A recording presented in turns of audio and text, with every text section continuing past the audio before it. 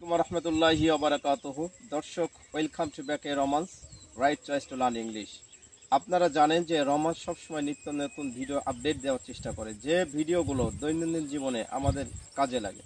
তো আসুন আমরা আজকে চমৎকার দুইটা সেন্টেন্স নিয়ে ইনশাল্লাহ কথা বলবো। যেমন আমরা কথায় কথায় কিন্তু বলি যে আমি তোমার জন্য মরতে পারি।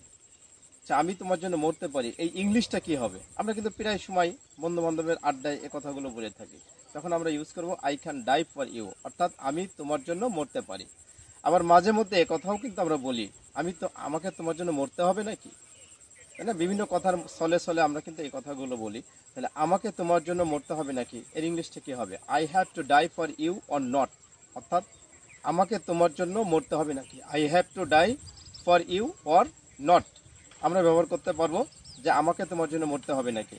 তো দর্শক, আপনাদের দৈনন্দিন জীবনে যে ইংলিশগুলো প্রয়োজন হয়, যারা এই ইংলিশগুলো বলতে পারেন না বা আপনাদের কষ্ট মনে হয়, বেরিয়ার মনে হয়, তারা এই নম্বরে আপনার নক করবেন, ইনবক্সে মেসেজ করবেন, আমরা সেগুলো দেখে ইনশাল্লাহ এটা সমাধান দেওয়ার চেষ্টা করব। এবং যারা এখনও পর্যন্ত আমাদের চ্যানেলটিকে সাবস্ক্রাইব করেননি, সাবস্ক্রাইব করে ফেলুন নিত্য নতুন ভিডিও আপডেট পাওয়ার জন্য। থ্যাংক ইউ, সবাই ভালো থাকবেন। আসসালামু আলাইকুম রহমতুল্লাহি ওবরাকাতুহু।